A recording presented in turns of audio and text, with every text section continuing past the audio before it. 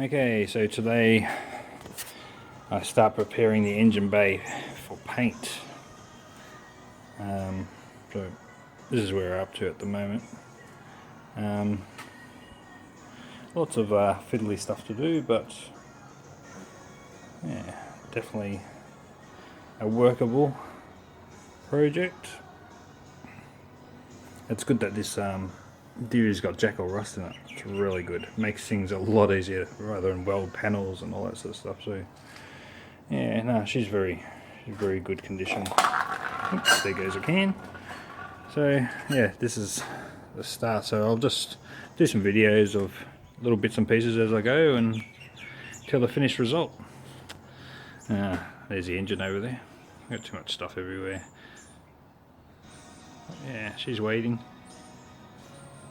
I've still got obviously a few other things to do still, the manifold and stuff like that, but yeah, thought while I'm waiting for a few things to come, might as well get stuck into some sanding.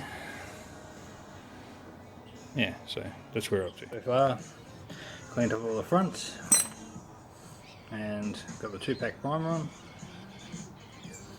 and the bolts on the top of the shockers were really rusty, so I've cut those off, and yeah, that's why the shocker's like that at the moment. But I've got the holder plate there. I'll just cut that one off, but I'm going to take that off and paint those two in a nice gloss black.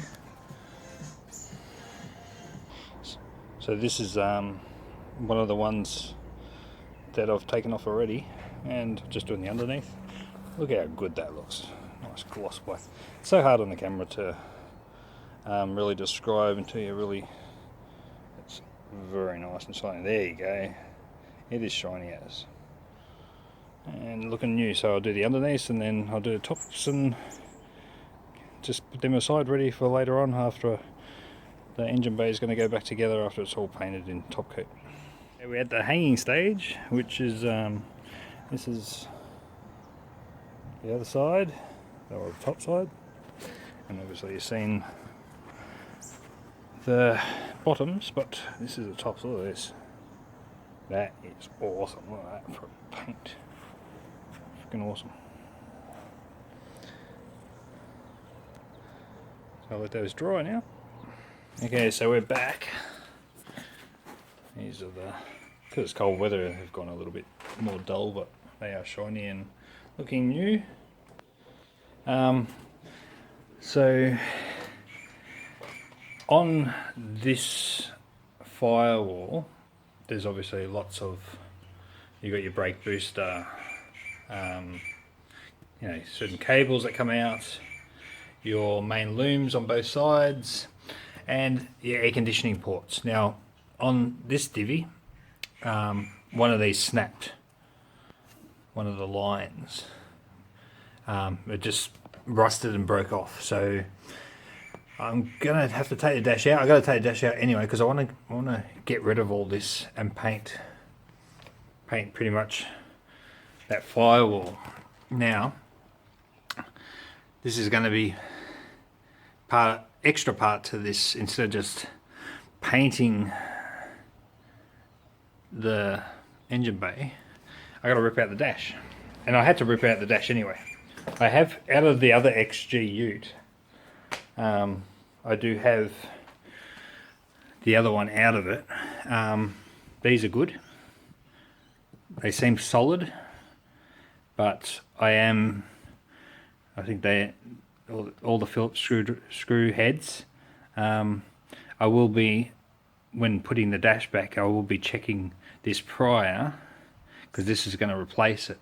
But because it's a pretty big job, I don't want to just put this back in without checking if there's any leaks or if it's any good. So I'll probably open this up and pull it out and check that that's okay. I think they're about 170, 180 bucks for a heater core, for a new one off eBay. So I want to make sure this is either a very good second-hand one that's not leaking, or I'll replace it before I put it in the dash.